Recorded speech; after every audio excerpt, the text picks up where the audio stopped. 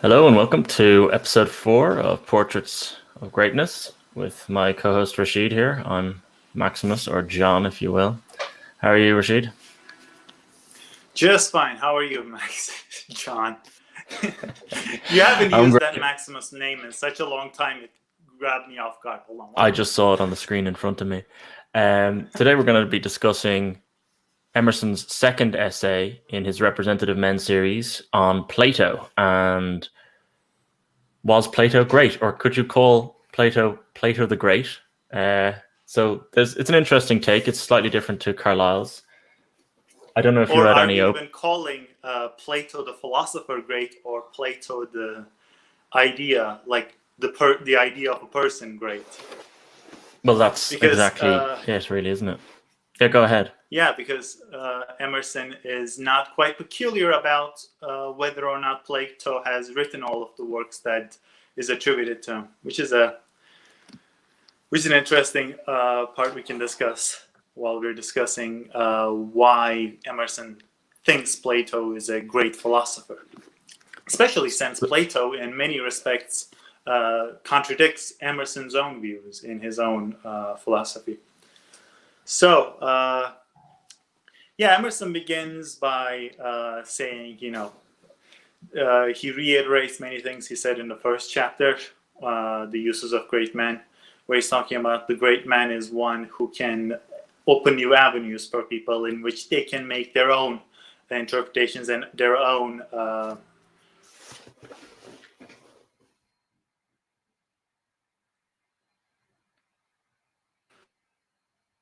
Oh, you've lagged out a bit there. Yeah, everything just sort of closed. Oh, you're back. Carry on. Okay, so if that happens again, I'll check my internet connection, but I think I'm connected to the good internet. Yeah. Anyhow, so he talks about, he says that a great person is a person who can influence the persons and the people of his time and the people that come after him. Like we mentioned in the first chapter, Emerson doesn't just view a person that's famous in their present moment as great. The great definition by Emerson is given to somebody who can transcend time, in a sense, by making works or creating something that will live on. And Emerson doesn't make a distinction between someone who is known for doing something or someone who just did it and just got lost in history. As he mentions in the very first chapter, he thinks that people who invented things like forks or knives or very simple tools that people use every day are also in this group of great people. So, what are your thoughts on how Emerson defines the great person as it relates to Plato? Because he says Plato has influenced basically all philosophy. To quote him, he says, Plato is philosophy and philosophy is Plato. So what do you think about that? Yeah, I mean, that's really the opening statement, isn't it? Plato is philosophy, philosophy is Plato. Well, which is more important to Emerson when he's thinking about it? Is it that he can see all that is philosophy in Plato? So this is, again, the idea of the representative man being more a channel through which you as reader or you as posterity can understand a broader concept, rather than you being in awe of the greatness of the being itself, which is a bit more of the Carlylean take. So again, I was kind of like, Plato is philosophy, philosophy is Plato. Which one is Emerson? I think Emerson's leaning more on the latter overall, that philosophy is Plato. Philosophy is a much more abstract thing, which goes through the channel of the being Plato. Yeah, and he does mention, he mentions some things of Plato. I think he's like, is Plato's philosophy of unity appeals to Emerson. And I think he wants to basically use this series to be like, here's someone Carlyle wouldn't talk about, because this came after Carlyle's and he's trying to give his own spin on that. Here's someone Carlyle wouldn't talk about. I want to give it a go he would never talk about Plato, but there's all this great unity, theory of forms, ideas in Plato, and I, as Emerson, want to get that across to my audience, right? Because I was picturing him giving these lectures like we discussed last week. Why so that's kind of what I was thinking. Talk about it, do you think? Why did Carlyle skip all of this? I mean, yeah, there's not much in sort of pure classical tradition there in Carlyle. I mean, he was steeped in it. You can see when you read French Revolution, the references to the Iliad and so on. But he doesn't seem, I think he would have seen Plato as too passive for Carlyle. He writes mainly about... He's too passive about for Emerson too, if you read the last parts. But yeah... he writes about like Socrates most of the time. I think Carlyle probably would have been more interested in Socrates. At least he had a sort of grand ending to his time on Earth. You know, he had a sort of a literary or a great narrative ending with the taking of the hemlock. So I think, yeah, the philosophers... Carlyle is always talking about inanity, falsehood, quackery, and all that. And I think, sophistry becomes that quite quickly and quite easily. So maybe that was on his mind as to why he tried to avoid it. Yeah, Emerson also goes into quite a bit of Plato's passivity. But we're going to talk about that at the end of the podcast rather than now. So, yeah, he mentions philosophy being Western philosophy at least, being completely influenced by Plato. And in a way, you can actually interpret that as almost all of philosophy, as far as you and I are concerned, because we are sort of coming from societies that are remnants of Plato's, sort of like, that have been completely infected with Plato's ideas. So even if we were to read something like Confucius or Mencius, as we mentioned last week, or Lao Tzu, we would still see it in a window of Western ideas. Even if we were to completely reject the Western ideas, our minds are completely infected by it. And you can see this in people that are going against Plato. Emerson is not quite a Platonic thinker himself, and he goes into detail on this in later parts of the essay. But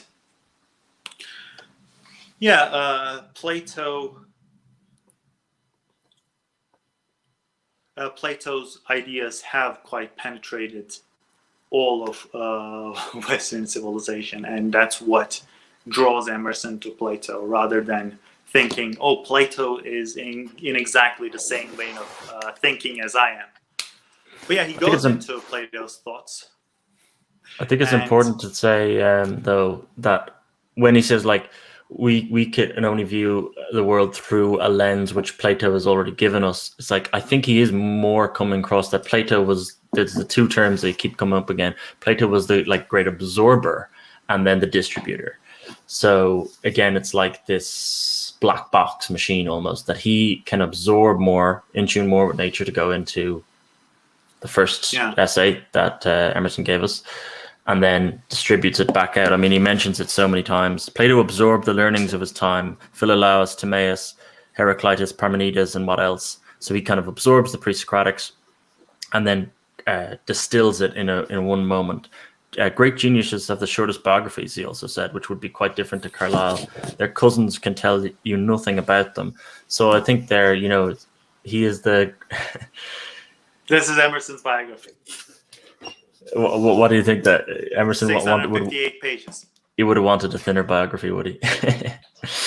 Well, he would have hoped for a thinner biography, I think. I don't think he's entitled to it. Yes, I think so. But that I think is more, it gives you an idea of where Emerson's coming from. Great man is sort of absorber who himself isn't doing much. He's kind of absorbing and then distilling.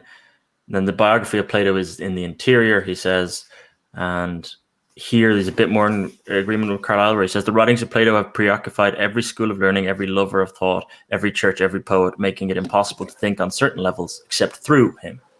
And that's what you were alluding to there. Yeah, I think Carlyle would agree with that, because in the beginning of the one on Hero's Prophet, he talks about how it couldn't just be quackery because it has lasted for such a long time after the event. So there is an agreement there, at least. Although I don't know how Carlyle would have thought of as rejecting some of those ideas himself. I have a weird way of I have a hard time understanding how Carlyle views ideas that are against his own thinking as a sort of real on a metaphysical sense, in the way that an idea is actually real because people have prospered under it. But I have an idea that's completely opposite of that, and people have prospered somewhat under that as well. So what is exactly the way to go? How would Carlyle would have viewed that duality, do you think? I mean, there's a lot of duality in Carlyle to begin with, but I think you might have to flesh that one out for me. You're saying falsehoods can still have like surface level beneficial impacts on people's lives, this sort of thing? No, it's more like something like a way of thinking might be completely opposite to the way you think, such as the mind and body duality in Western philosophy have helped prosper Western's philosophy. Some people okay, even though there's a concurrent, if you look at the Eastern philosophy, that mind and body duality is non-existent. Concurrent thoughts that have both lasted a long time. How do you square that? How would he view that strange concept? Would he say both of these are correct in their own environments? Like I think he would have tried to look for some sort of overlap, some sort of perennial inclination. I don't know exactly how he'd phrase it. But I think that's what he's looking for even when he delves into Muhammad, right? He's looking for the overlap. He's looking for what was in him that was also kind of in Odin, that we can talk about. So I think he would have tried to look for the overlap in it. Yeah. But I think that mind-body duality, I think he was largely against that. He talks about the gospel of Jean-Jacques Rousseau as basically being a false gospel, so against the Enlightenment and against its ultimate trajectory. But I think that lends us into what we want to talk about, where Emerson raises Plato in relation to Christianity and Islam, because it's an interesting foil to how Carlyle brought in Islam in the second of his essays. And he starts off by saying, his first sentence, among secular books, Plato only is entitled to Omar's fanatical compliment to the Quran. These sentences contain the culture of nations. So do you think that's a nod to where Carlyle went? Or burn the libraries, for their value is in this book. I don't think Emmer actually said that. Islam, especially in the beginning, was very much bent on learning itself. They did have this sort of hatred towards texts that were giving false gods meaning. But overall, the Arabic world at the time was not literary almost at all. So the idea that we would just go around, there were big libraries in the Arabic world is unlikely. Quite as unlikely as a work that is mentioned by Emerson in this essay being a quintessential Islamic work, which we'll get into as we're going to talk about religion soon. I'm just going to quickly check my settings in case I'm connected to a bad internet source. Just a second. Yeah. Nope, I'm connected right. Okay, that's probably just something that's wrong with the server or something. I'm not sure. Anyhow, so he goes from discussing how Plato has penetrated into the whole of Western society, the whole of the world's thought. If you look through it, as we've reached this point of globalization, where almost the entire world has quite a bit in similar with each other, rather than just regions having similar ideas. Quite the entire world has very basic structures in common, such as the prospering nations thinking that free markets in some level are good, and technology being good. Almost all of nations view technology as a good thing, and so forth. We have quite a lot of Western ideas have penetrated throughout the whole of societies, other than some villages in some remote continent. So yeah, he goes from that to talk about what exactly Plato penetrated. And the first thing he mentions is Christianity. And I had trouble with this notion because he says that, in the 2200 years of the Bible, which I think he's mentioning the Old Testament as well in this in his calculations, Plato had an impact on it. So I'm not very sure if he thinks that Old Testament was inspired by Plato, or because I'm not sure about the historical information. I think he's Emerson thinking has. of, so what he's getting at there is like Neoplatonism as it's emerging around the time of the collapse of the Western Roman Empire, with Plotinus and the Enneads. He was a very strong Neoplatonist. That fused with the ascending Christian culture, which had emerged after Constantine the Great had converted, right? So the Roman elite had converted to Christianity, same time as Neoplatonists. And then there was, in a few of those councils, that happened between 400 and like 700 AD, there was a lot of Neoplatonic thought that went into how to interpret the scriptures and so on. And I think that's what he's talking about, is that it kind of got fused in these councils, in this cultural milieu of this time. I think I know the Timaeus of Plato was translated into Latin by Cicero, and I think there was a few others. The Phaedo after like 1100 became readily available, but the Timaeus was one. There was an introduction written by Porphyro, I believe, as a Neoplatonist, and it became very important in the church and the expansion of that. So I think that's what he's getting at. There's Plato's conception of soul, Plato's conception of the world soul, but the individual soul, as discussed in Phaedo, and then the world soul, as discussed in Timaeus, I think fed into interpreting, debates on the Trinity or debates on what sense has God instilled the soul as coming from the revelation of the New Testament. That's what he's getting at. So you think Emerson is drawing similarities between how Neoplatonists have viewed Plato's relation with Christianity as a way of Plato inspiring Christianity?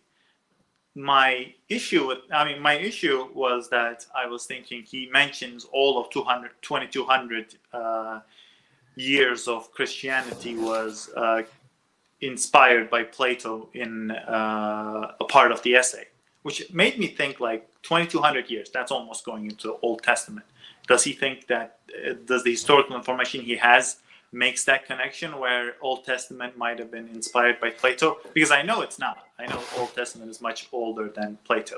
But does he think that? I was a bit confused on that matter.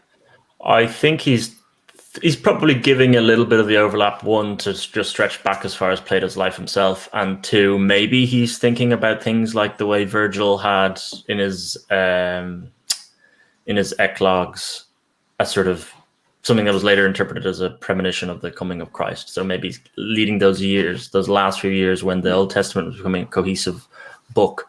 And in some of the books of the Old Testament, I think, do date up to about that time. And obviously some are far older. But so perhaps that's what he's getting at. He's probably just wanting to stretch it to go back as far as Plato's life. That'd be my guess. Yeah, it's kind of like, I want it that way. Okay, so yeah, he talks about Christianity being influenced by it, and he makes a weird distinction with Plato and Mohammedanism, which is Islam in his... I'm going to let you take the lead on this. Okay, I'll take the lead for a little bit. Yeah. So he mentions that Islam had drawn nearly all of its moral philosophy from Plato because of this book he read that's called Ahlaki Jalali. Let me just... okay, there it is. Christianity is in it. This is the quote. Christianity is in it. Mohammedanism draws all of its philosophy in its handbook of morals, the Ahlaki Jalali, from him. So he's saying that us Muslims had drawn all of our Ahlaki Jalali, our book of morals, from him. I think he might have confused the Ahlaki Jalali as a canon religious text.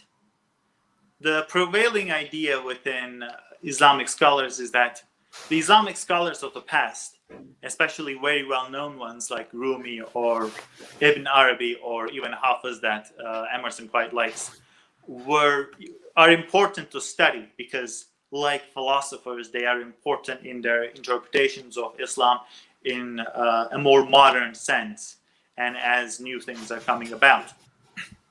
We even have that with philosophers that are barely 100 years old. But the work that he's talking about here, the Ahlak-i Jalali, is not at all a well-known Islamic work. It is one that was translated. And I think that confused Emerson to think that the Ahlak-i Jalali was a more important work than it actually is. I tried looking it up in English and I couldn't find much more than just the text itself because it was in archive.org. But I tried searching for it in Turkish and I found that the writer of Ahlak-i Jalali was basically a philosopher like Ibn Arabi who was writing interpretive texts like the Ahlak-i Jalali. And the Ahlak-i Jalali itself, in Turkish, Ahlak-i Jalali means the great morals or the great ethics or even the great manners. So you can interpret it as all three meanings. And it was basically a minor interpretive work of the Quran and the Muslim ethics in relation to the Quran and the Hadith. So it wasn't at all a defining work of Islamic morals as Emerson is making out to be, but it is, he is right that Islam has Islamic culture, not Islam itself.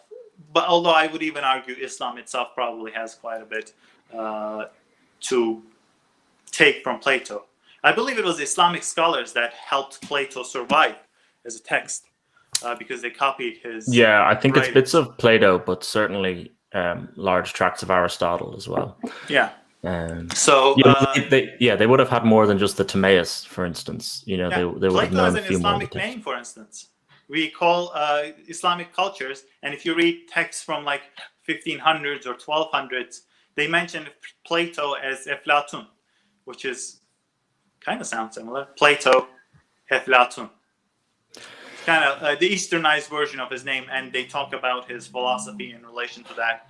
And, both Ottoman Empire and old Islamic scholars were very much interested in these Greek philosophers and their ideas of how a state should be run and so forth, how the king should be and so forth. Well, when they took Constantinople, some of them wanted to see themselves as inheritors of that civilization in its own way. The Greco-Roman setting of Constantinople, and of course there would have been the University of Constantinople, which had existed for ages, which had preserved many of the Greek texts and so on. So I think that influence certainly would have still been there. But I think overall what Emerson's trying to do here is, one, kind of show off to his audience. Oh, I've read this Ahlak-i Jalali, as you call it, and it's kind of like, and then two, he's trying to make it too much a one-for-one graft to how he's done the Neoplatonists and their interaction with Christianity. He's trying to find the similar one, and as you say, it kind of is similar, but it is not. It's not the one-to-one graft I think he's looking for. I mean, the writer lived in the 1400s. He didn't. That's nowhere near the beginning of Islam. Yeah. Strange one. Is there anything else? He mentions Calvinism as well as being in the Phaedo, and mysticism. This is around the same quote you read yourself. Mysticism finding itself in all his texts. Mm-hmm. Is there any other point at which you want to talk about how he penetrated Platonic thought has penetrated the religions, or Emerson's take on that? Well, Emerson doesn't go into quite detail in Islam. So other than the morals, which I would actually argue are there, like many of Plato's morals, that of the mind over body and the subjugation of nature and so forth. Islam does view these things as right, just like Plato does or Christianity might. So in that sense, definitely the morals have penetrated to Islam even from its beginning. So in that sense, he is right. But he then goes into Christianity a little bit, which is how Plato might have influenced Christianity. And obviously you wanted to talk about Krishna a little bit. in this religious yes. context, because well, just once we as start another talking about Christianity, we're going to go into quite a lot of how Plato viewed God, how Plato viewed nature. So you might want to get Christian out of the way first. I'll do it now. There's not much to say. I just thought it was notable that he goes back to mention Krishna as sort of, he goes fully Oriental into the Hindu civilization, just to give a third aspect to it, instead of the Christian Islamic dualism. First of all, he calls Krishna a supreme sage, Emerson, and I think there's a lot of Orientalism in his thought where he gets that original imbuing naturalism from. And so I think he really respected Plato's call for unity. And so when he's calling out here, it's almost more admiration than he had when he was talking about Christianity or Islam. Krishna, the words I and mine constitute ignorance. So, or he talked about all mysticism being in Plato, and here's like, this is his Oriental mysticism, which almost clouds Emerson's own thought. The knowledge that is spirit, which is essentially one, and in one's own and in all other bodies, is the wisdom of one who knows the unity of things, and he thinks that Plato is such a man. The whole world is but a manifestation of Vishnu, and then that unity absorbs and melts or reduces, he later says. And I think that calls out again that word that he used around Plato as the absorber. So that was just another tract to compare how Plato affected thought, or in this case, I think just how they happen to sync up to their concepts of unity, just syncing up.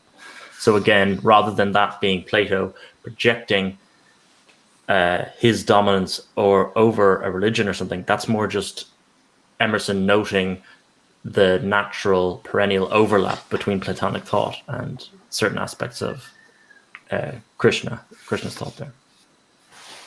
Yeah, in his opinion, Plato managed to bring the infinitude of the Eastern philosophy with the boundaries, delightful boundaries of the Western philosophy, and his own terms. He talks about these boundaries of Europe. Yeah, and that's why he managed to penetrate everything. In his opinion, he says, this is the exact quote. He says, "If the East loved infinity, the West delighted in boundaries." So he views it as Plato being a balanced version of each. Which is the opposite to Plato brought the balanced person. But that's the opposite to Spengler, who thinks that the manifestation of Faustian civilization is in the concept of infinity. Whereas Emerson here is saying that sense of infinity comes from the East. So I thought that was interesting to note. So then he talks, I don't know what you think about those boundaries of Europe, because he talks about the kind of emergence of Europe and the emergence of nations. I think you cut out for like a second. All right. Well, what do you think about the bit where when he's talking about boundaries, what does that mean to you? Because he talks then about how nations grow, how they go through certain phases. The first period of a nation, as of an individual, is the period of unconscious strength. Children cry, scream, and stamp with fury, unable to express their desires. I don't know how that chimes in with this boundary of Europe. Do you have a clearer thought on that? Well, I think it's kind of like how Confucius views the rituals.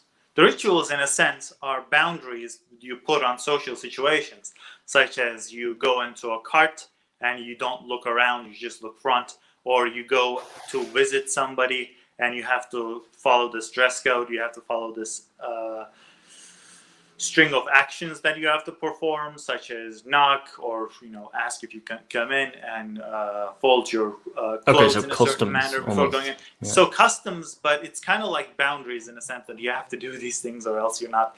But it's also that because these boundaries exist, within those boundaries, you don't have to come up with a new way of interpretation for every action. You can instead focus on the conversation or the certain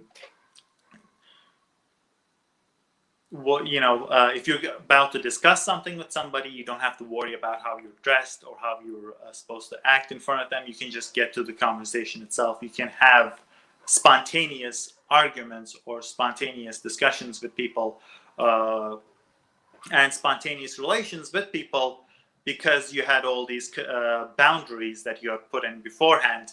Therefore, you never stepped on each other's toes. In that sense, I think he's talking about Western philosophy, Western civilization having boundaries, especially if you think about something like mind and body duality, where Plato thinks that mind should overcome the body and overcome the body's sense, boundaries, desires and so forth. So you have boundaries that will let you have a more peaceful existence within society and the world and nature and so forth. So boundaries as the ability to categorize, the ability to distinguish, as a foil against his idea of unity. Yeah. Okay. Yeah, he has a wonderful quote. Let me try finding it. It's mostly fragmented in my quotes. Let's see. Oh, he talks about balanced soul like this. The balanced soul came. He saved himself by propounding the most popular of all principles, the absolute good, meaning some things are good and some things are bad. So sort of like the beginning of morals and so forth. But he says, in a sense, let's see, Nelson, a bit of a subdivision of classes. Okay, there it is. If the tongue had not been framed for articulation, meaning if you didn't know how to articulate yourself, man would still be a beast in the forest. And he talks about how children have this sort of attitude when they can't explain themselves to adults. This is a quote. You don't understand me. I have never met anyone who comprehends me. So you still hear kids say that to their parents, for instance. That's still a universal thing, that people can't, when they can't explain themselves, they become hysterical. So in that sense, Emerson is saying that Plato is trying to help people articulate themselves with his philosophy. And that's what he talks about, the first period of a nation. Nation. He says that nation basically strength. Nations basically start out from people like Plato, who help people become articulate, therefore better members of society. There's also this idea that you need to become a better member of society, just like Confucius would. Confucius' principle is, it's all for a much more smoother functioning society. It's kind of like conservatism. So, he talks about the balanced soul. He talks about the boundaries being helpful to articulate, for people to articulate themselves. And he makes, he says that nations start from people like Plato, which is interesting because I kind of made this distinction between, not distinction, but like similarity with the philosopher king theory of Plato. Plato thought that, democracy was stupid.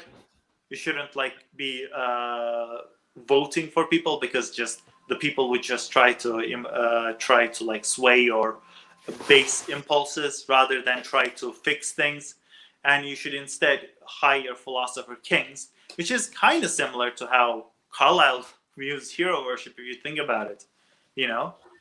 Just finding this philosopher king that's going to make decisions for you because he's smarter, or he's better at certain things, he's better at certain modes of thinking. It's kind of a hero worship, that boundless admiration towards someone who can make change because he's willing to go the distance and subjugate nature and man. Yeah, but there's a distinction though. Emerson will take Plato, who is the creator of the idea of the philosopher king, and call Plato in his Representative Men series, whereas Carlyle will actually just go out and try and look for the philosopher kings themselves, rather than the person who kind of gave us the concept of it.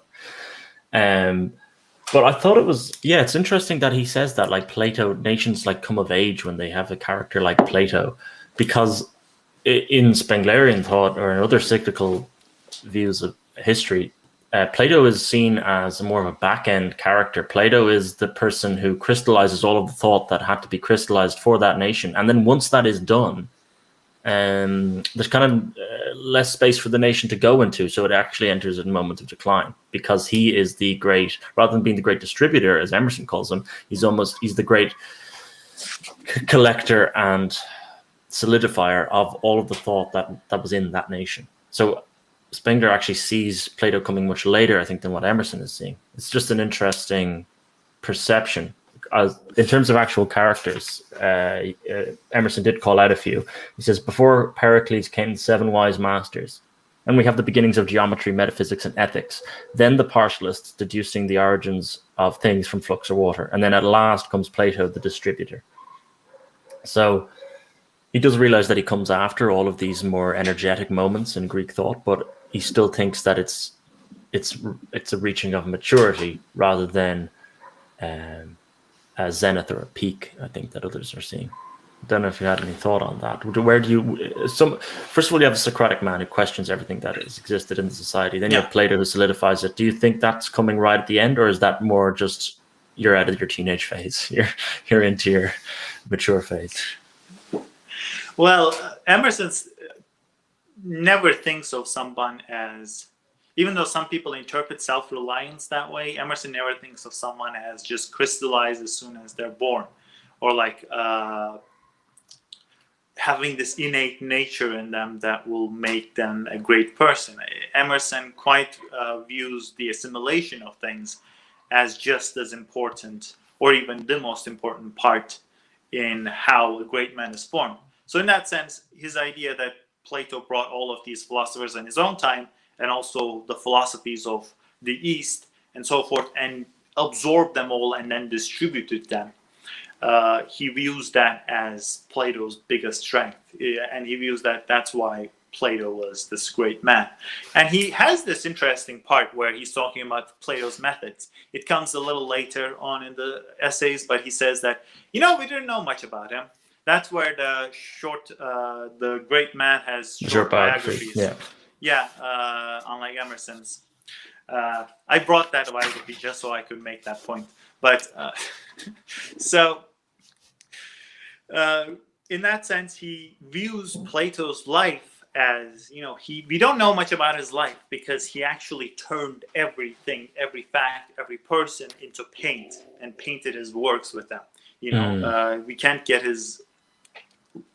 an idea of his life because he used up everything. He didn't leave anything for us to take from him. His life wasn't something that was... I kind of make this distinction with how Oscar Wilde talks about great artists in The Picture of Dorian Gray, where he's the guy that's like Dorian's friend, but an older guy, says that great artists are usually the most boring people. And the people, I met a lot of artists who were extremely interesting and extremely funny in conversations and in parties. They're usually the bad artists, he says. So I had that connection while I was reading that part. And I think I'm trying to find the quote that he's talking about. That's quite... Is that the... No. Is that in the movie Colin Firth plays the character? Was it Lord Henry Wotton or something? I haven't Dorian seen Gray the character. I read the book. The movie's not great. So, is there anyone else you can think of that would be like Plato then? Plato, that has this life that's whose thought is so encompassing, the biography can't Rembrandt be distilled into events. Perfect. Well, Rembrandt, I have a biography of Rembrandt that's 600 pages too. But it's very important to mention that Rembrandt didn't even leave a proper letter or writings behind when he died. It's quite interesting because he was this prolific artist for quite a lot of his time. And I actually mentioned Rembrandt at a part in my notes where Emerson talks about how it's not that important that Plato might not have written some of the works attributed to him. And I thought, that reminds me of sort of an essay that I was reading by a prominent scholar on Rembrandt. I believe Christopher Brown.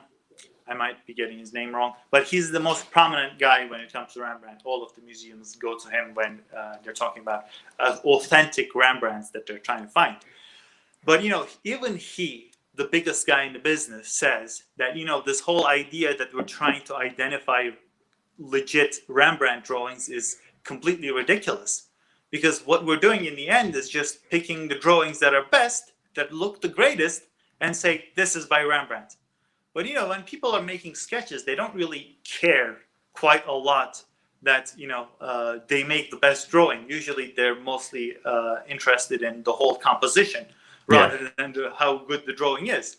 And this actually applies to, he says, this applies to the oil sketches that we talk about. This also applies to some of the oil paintings we talk about, because we always trying to make this argument that this is authentic in this non-authentic way, in the boundaries that we set for ourselves in how we try to identify legit works. So we when we identify legit works, we can call it legit, and that it can be worth millions. And that's basically the main idea behind authenticating artworks. So in that sense, I thought, if Emerson was the curator or whatever, I think he would have just said, of all these drawings that people are discussing, that either by Rembrandt or his pupils, because Rembrandt had this big studio with many pupils that draw and paint exactly like him. That's why the whole process is so hard. Emerson would have just said, why don't you all call it Rembrandt? I mean, it doesn't matter. They were inspired by the same person. You could just put them all under the same umbrella and go forth from that, rather than making these weird distinctions that factually doesn't even work. So I was thinking alongside that, and you talked about the great man being someone who ground everything in his life to paint. Therefore, you don't know much about him, but you know about his works. I think Rembrandt literally fits that distinction, because he literally, all of his life was his paintings.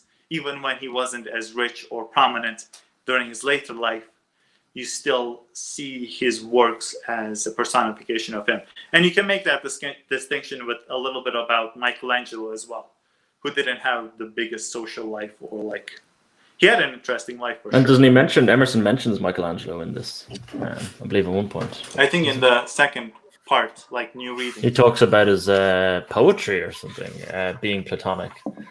But I thought that was an interesting point you made there, that with Rembrandt, that when the name becomes synonymous with greatness, then authenticating future works by that person, the authenticity has to be great, because the person is no longer even a person, right? The person has become synonymous with greatness. So when you're authenticating anything that is from them, it has to be great. And then us, and, we're caught up in that worship. That's definitely sort of what Carlyle would call hero worship, where what's defining your interpretation of it is how great they were. Yeah. How do you think Carlyle would have interpreted that? Would Carlyle would say, you shouldn't care about whether or not this is real Rembrandt, because you don't even know how to do it. You should just call all of it Rembrandt. What do you think? Yeah, I think he would. I think he would like that. The figure has kind of blurred or blinded our conception of what's even, because they radiate. Always talking about the light, the radiating, because they've radiated their light over us. We're seeing blurry images. We're blinded by it. We can't actually distinguish between what's the raw source of that light or other parts where it's shining. So I think he would probably like that.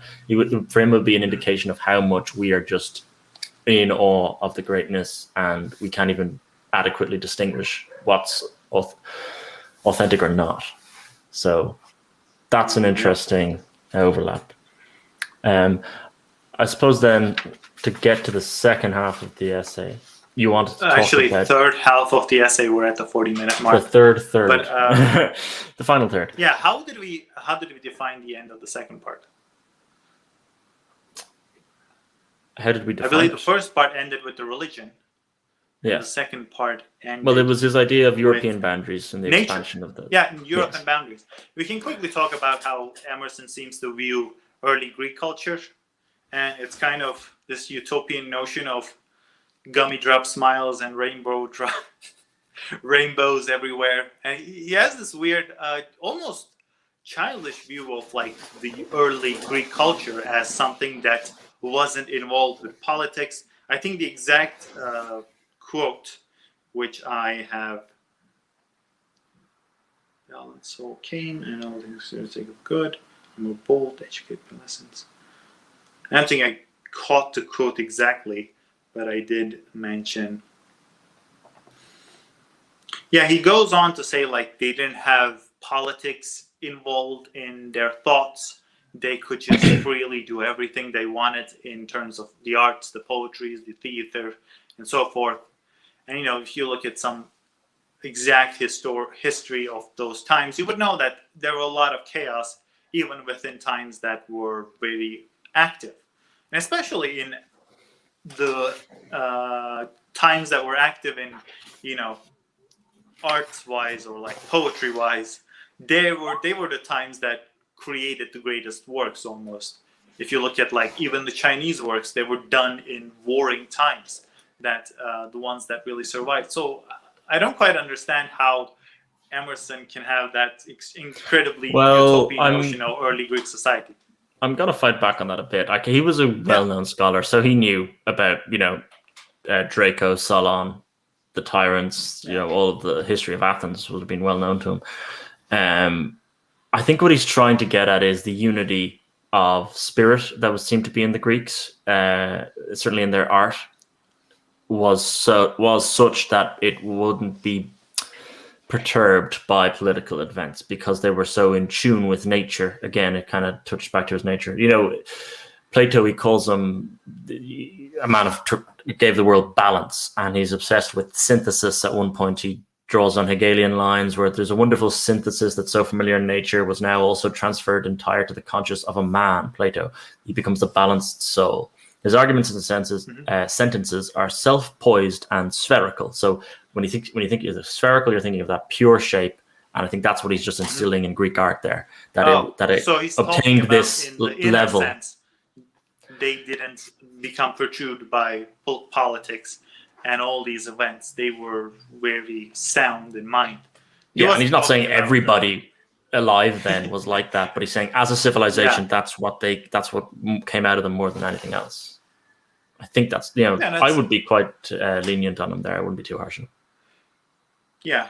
There it is. European civility is the triumph of talent. So in a sense, he is talking about what you're talking about there. He's talking about their being civil, and they saw before them no sinister economy, no pitiless subdivision of classes, and that's the part I was talking about. But sort of this utopian nation.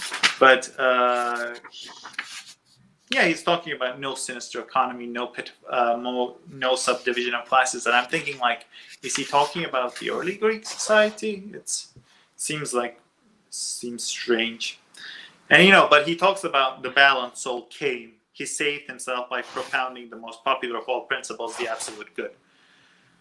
So although I don't, it is a little blurred. I'm not sure what he's getting at with the classes there. I think because he's talking about, did you say European civilization has no classes? But he's called it the civilization of boundaries only a few moments ago. So that seems quite odd to me. Well, European civility is the triumph of talent, he says, but then he specifically mentions he's talking about the Greek and Romans. He's not talking about London or the Ireland. He even mentions Ireland by name at some point.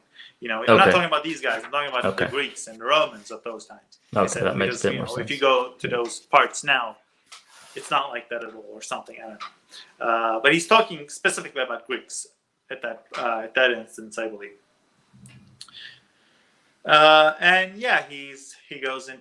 He talks about how he viewed the Greeks and so forth. And then after that, I believe, other than when he's trying to, there are sections in this essay where he's specifically trying to articulate what he means by man's relation with nature, but he's trying to articulate it from Plato's point, which he doesn't agree with. So it's like this. Well, it's like this and that with nature, but it's not actually like this and that, but it's actually like this and that. but it's not exactly like this. And Can he you give has me this some duality examples going on for. Well, I can in read the some text? of the parts. Yeah, go for it, because you're calling these like faults Emerson saw in Plato. So it'd be interesting to flesh these out. Because for me, I saw a lot of awe rather than nitpicking, but let's see. Okay, hold on a second.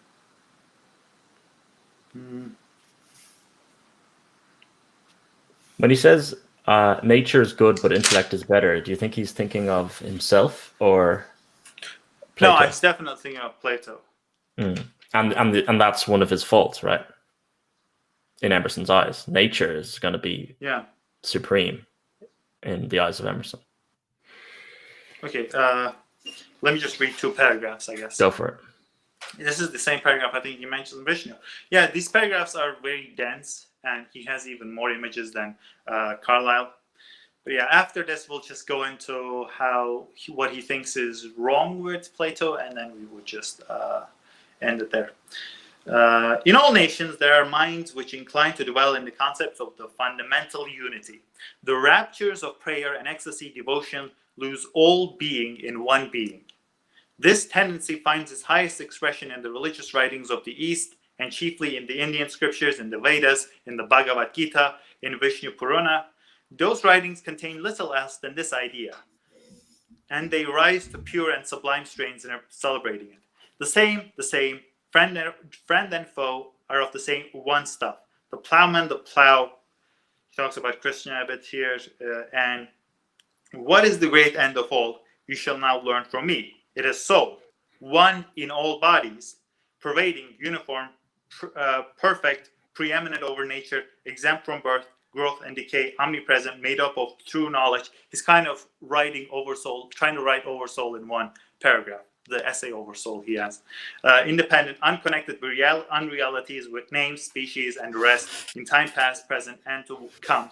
The knowledge in this spirit, which is essentially one, is in one's own, and in all other bodies is the wisdom of one who knows the unity of things, as one diffusive air passing through the perforations of a flute is distinguished as the notes of a scale, so the nature of the great spirit is single, though its forms be manifold, arising from the consequences of acts, when the difference of the investing form as that of God or the rest is destroyed, there is no distinction. And he talks about Vishnu a bit later. These are very fragmented writings, as I mentioned, but he is trying to make this connection between Plato and the oversoul idea that he has, that of if you go into the very depths of someone, their own soul, you will see that it's in connection with nature and it's a part of nature. So this idea of going back to nature with intense individuality that he's trying to articulate within Plato's thoughts, although Plato doesn't quite view nature and man's relation the same way. So he always has to cut off the connection once in a while to talk about his own ideas. And then that creates this paradoxical, that creates a paradox within the understanding of the paragraphs. So you have trouble understanding those parts of the essay. And let me give you some bits I've highlighted, and you can tell me where you think Emerson is in agreement with this. What I'm saying is it Plato? Is it more Emerson? And 2, do you think they agree or don't disagree with each other?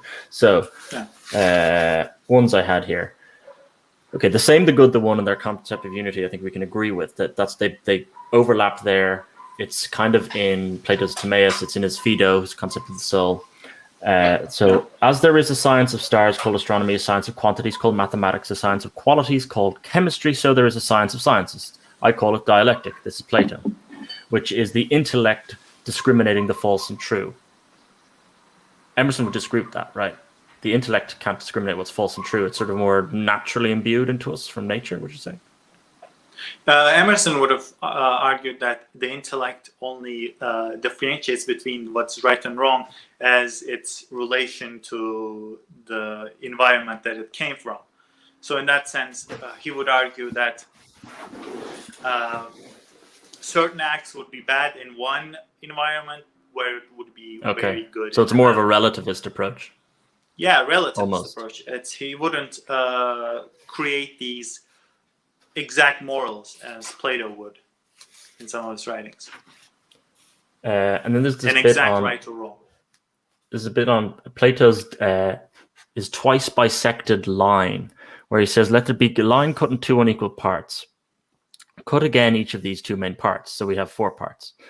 One part you have light, the other part you have darkness, and then when you cut the part in the light, which is the intelligible world, that these two new sections of the light and the intelligible represent the bright part and the dark part of each of these worlds. You will have for one of these sections of the visible world images that is both shadows and reflections. For the other section, the object of these images, that is plants, animals, and the works of art and nature. I found this very sort of,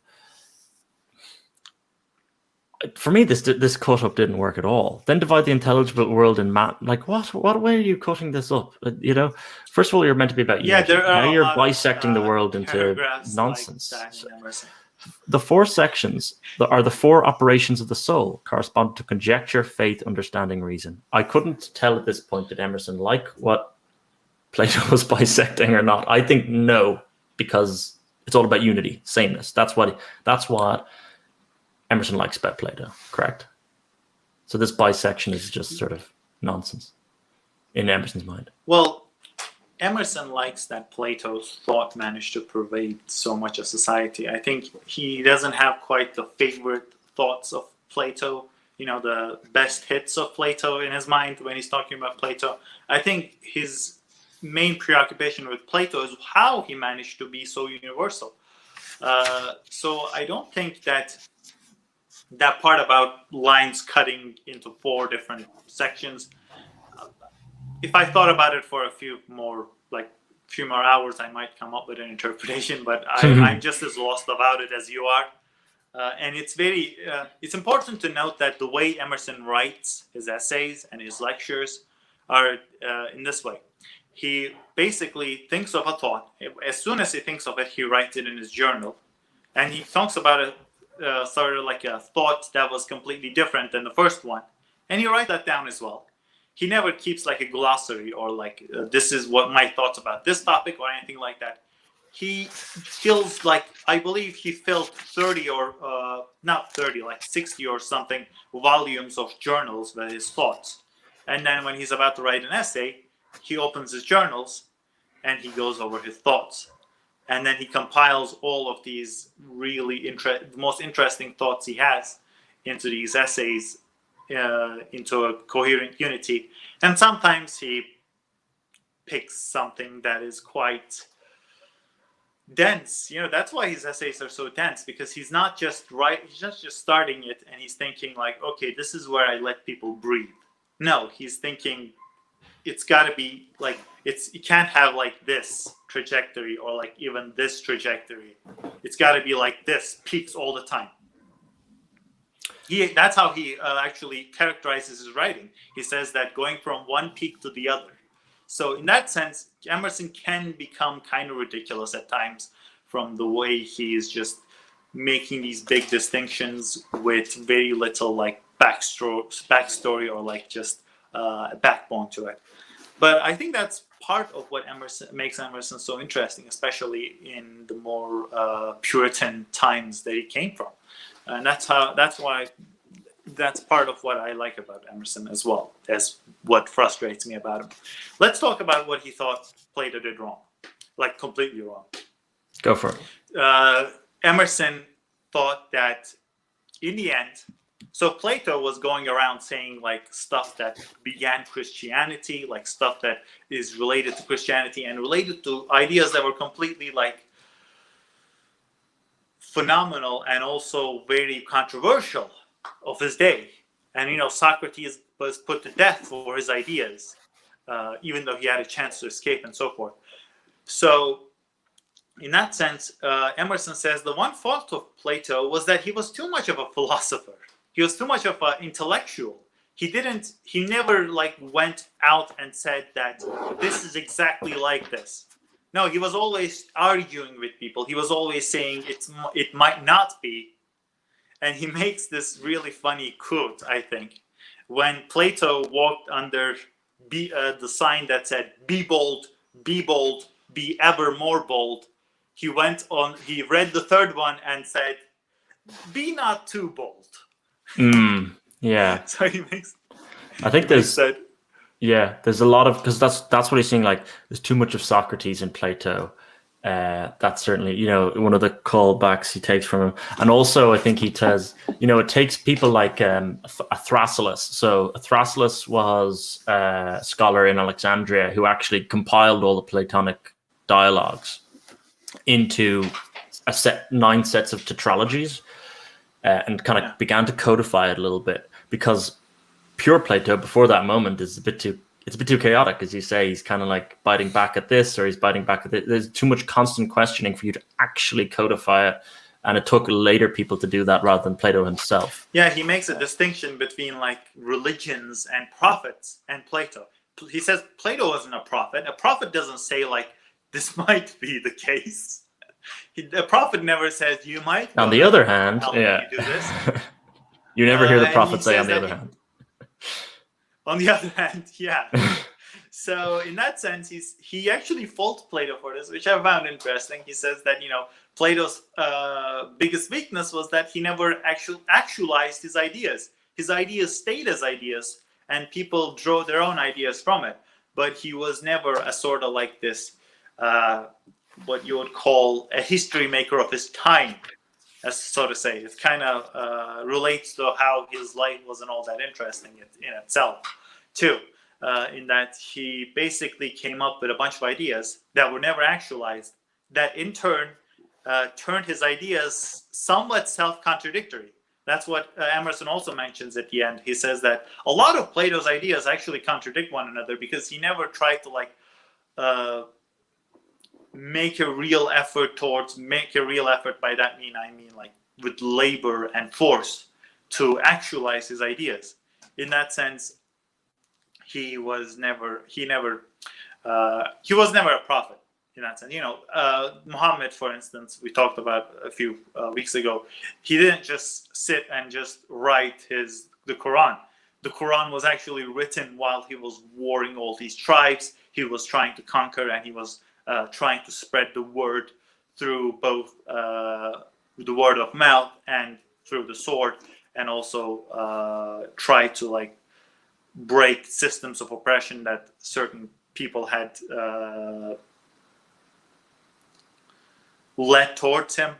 They were quite oppressing the Muslims as they began in the first 10 years. Prophet crystallizes, whereas the philosopher continually pontificates. Whereas the philosopher debates, continues to debate and continues to try to prove via logic and so forth. And he makes a weird distinction at the end about how men like Plato are sort of almost doomed to fail, because they always try to triumph over nature. He obviously doesn't agree that man is there to triumph over nature and bend nature to its will. It's more like men are there to be a part of the society and the nature that they live in. So the way he says our culture today is so infused by Plato, we cannot see, but partially at least through his lens. He's criticizes Plato in turn to be like, you can't really see outside nature's lens, even though sometimes you pretend like you want to, sort of thing. Yeah, he basically says, in the end, his own ideas and his own way of seeing the world. I might just read the last part of the essay.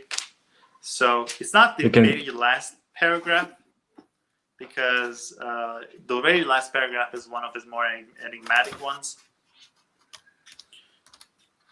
Well, we have to remember there was an addendum to this, which is Plato New Readings, which he kind of shoves on the end, because he's like, I released this essay and then I kind of had a few more thoughts. So sometimes the structure of it isn't as concrete. The structure of this Plato essay is not at all like beginning, middle, and end. It's actually very much more fragmentic than the rest. I don't think I can find the exact part where he's talking about. Okay, there it is. These things we are forced to say if we must consider the effort of Plato or of any philosopher to dispose of nature, which will not be disposed of. No power of genius has ever yet had the smallest success in explaining existence. The perfect enigma remains. But there is an injustice in assuming this ambition for Plato. Let us not seem to treat with flippancy his venerable name. Men, in proportion to their intellect, have admitted his transcendent claims. The way to know him is to compare him, not with nature, but with other men. So he both makes the argument and he goes against it in the same paragraph, which is very Emersonian. He says that Plato, and all these philosophers that seem to have been trying to dispose of nature cannot do it because it's not possible. But we should also not dismiss Plato because that's a way of interpreting him. Because if you get out of nature and try to compare him to other men, you will see that he's a great philosopher and he's a great thinker. So this is really strange, like all of Emerson's ideas and the duality that we see both in Emerson and Carlyle. What do you think about this exact part that I read just now? It's very Emersonian. Man will always be subject to nature, can never sort of emerge or extricate himself from that reality. Whereas Carlyle will probably find that actually man is exhibiting nature through his actions. So he's less subjugated. Man is the biggest specimen of nature. Yeah, he's less subjugated to it, I believe. I want to close on one piece. If you have anything else, get it in now. No, I think we covered because it links a little bit what you said. Where Plato is you're never gonna be as big as nature. Plato basically is what Emerson's saying there. Yeah. Piece you just read. Yeah. But we can compare him to other men. And he had this bit where he did kind of bring in Alexander, and I thought it was interesting because Plato the Great versus Alexander the Great. Alexander the Great rolls off our tongue far easier. So I thought it was a little bit of an interesting passage where he says, the longest wave is quickly lost in the sea. Plato would willingly have a Platonism, a known and accurate expression for the world, and it should be accurate. It shall be the world passed through the mind of Plato. Nothing else, nothing less. And you shall feel that Alexander indeed did overrun with men and horses some countries of the planet. So this is the long wave quickly lost to the sea. But continues, and things of which countries are made, elements, planet itself, laws of planets and of men have passed through this man as bread into his body, and become no longer bread but body. So all this mammoth morsel has become Plato. This is the ambition of individualism. But the mouth proves too large. Boa constrictor has good will to eat it, but he is foiled. He falls abroad in the attempt, and biting gets strangled. The bitten world holds the biter fast by his own teeth. There he perishes. So let's close on those thoughts of whether we can become great through time or perish, as perhaps Alexander did, and his empire didn't last long after him. All right, let's see you next. Oh, next time it's Swedenborg, is it? Yeah, I believe next time we're going to be talking about poets, actually. Okay, we're going to do Dante, Shakespeare. List again, but okay, we'll confirm that. I will quickly state that I probably won't be available next week, so we'll probably have a week gap between 2 weeks this time episode and the next. Yeah, which we had. Okay, guys. Big of a deal. All right. Till next time. Thanks.